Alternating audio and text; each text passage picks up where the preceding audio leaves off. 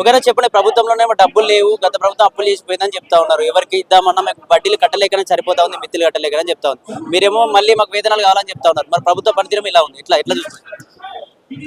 ఈ ఈ రాష్ట్ర ప్రభుత్వము అధికారంలో రాకముందుకు ఒక మాట, అధికారంలోకి వచ్చినాక ఒక మాట మాట్లాడడం సరైనది కాదు. దీని మీద ఈ గ్రామ పంచాయతీ కార్మికులు చాలా కోపంగా ఉన్నారు. ఎందుకంటే మీరు మాట ఇచ్చి మాట తప్పుతున్నారు. కావున దయచేసి ఇప్పటికైనా మీరు ఖజానా లేదు, ఇది లేదు, అది లేదని సాకు మాటలు చెప్పితే ఈ గ్రామ పంచాయతీ కార్మికులు అంత పిచ్చోళ్ళు కాదు. మీకు ప్రతి నెల లక్షల జీతాలు తీసుకుంటున్నారు. మాకు 9,500 జీతాలు ఇవ్వడానికి నువ్వు అంతా అది అవుతున్నావు అంటే మాకు కూడా ఉన్నది. నువ్వు కూటి కాడ చూస్తే బుక్క కాడ చూసేది మాకు కూడా ఉన్నది. రేపు నీకు స్థానిక ఎలక్షన్లు వస్తున్నాయి. దాని మీద మా కార్మికుల పవర్ ఏందో చూపించడానికి, గ్రామాలలో మా పట్టేందో చూపించడానికి కూడా మేము సిద్ధంగా ఉన్నాము. దానికి సర్పంచ్ కానీ, ఎంపీటీసీ కానీ, జెడ్పీటీసీ ఎలక్షన్లు వస్తున్నాయి. దాంట్లో మేము ఏందో చూపించడానికి మేము అందరం సిద్ధంగా ఉన్నాము. నువ్వు ఇప్పటికైనా మేము కొంచెం కోరికలు అడగడం లేదు. దానిలో ఉద్యోగ భద్రత, మల్టీపర్పస్ విధానాన్ని, పెండింగ్ వేతనాలు మరీ ఆచారంగా ఘోరంగా మారిపోయినాయి. ఎందుకంటే మీరు ఒక్క నెల జీతం తీసుకోకుండా మీ పరిస్థితి ఏందో మీకు తెలుసు. మాకు 8 నెలలు 9 నెలల జీతాలు రాకుంటే మా పిల్లలని ఎలా చదివించుకోవాలి, మా అమ్మ నాన్నని ఎలా చూసుకోవాలి, మా పరిస్థితులు ఎట్లా ఉంటాయి, మేము కూడా బతకడానికి మాకు కొన్ని ఆశలు ఉంటాయి. అవన్నీ చచ్చిపోవడానికి కారణం నువ్వే అని కూడా మేము చెప్తున్నాం. ఇంతమంది కార్మికులు చనిపోతున్నారు, రోజుకొకరు చనిపోతున్నారు, పిట్టల్లా రాలిపోతున్నారు. దానికి కారణం ఈ కాంగ్రెస్ గవర్నమెంట్, రేవంత్ రెడ్డి ప్రభుత్వము, సీతక్క, కోమటిరెడ్డి వెంకటరెడ్డి వీళ్ళు మాత్రం బాధ్యత వహించాలి.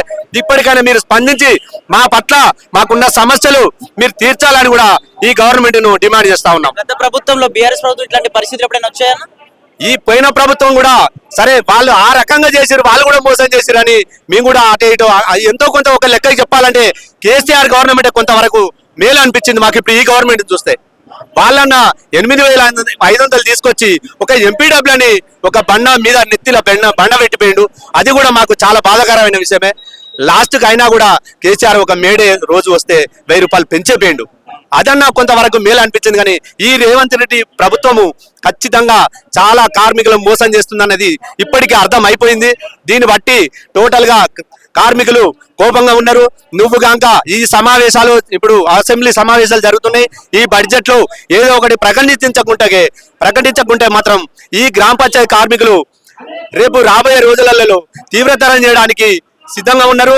ఒకవేళ నువ్వు స్పందించని ఎడల ఏప్రిల్ 19న టోటల్ తెలంగాణ రాష్ట్ర కార్మికులు మొత్తం, గ్రామ పంచాయతీ కార్మికులు మొత్తం సమ్మెకు పోవడానికి మండల ఆఫీసుల ముందు పెద్ద ఎత్తున నిరవధిక సమ్మెలోకి వెళ్ళడానికి సిద్ధంగా ఉన్నారు. గ్రామాలలో పనులు మొత్తం బంద్ పెట్టడానికి కూడా సిద్ధంగా ఉన్నావు. నువ్వు మా జాబులు ఇవ్వకెత్తావా, మమ్మల్ని కొడతావా, సముదాయం ఏమైనా చేసుకో, మేము అంత ఆకలి మీద ఉన్నామని కూడా ఈ గవర్నమెంట్కు నివేదిక ఇస్తున్నాం.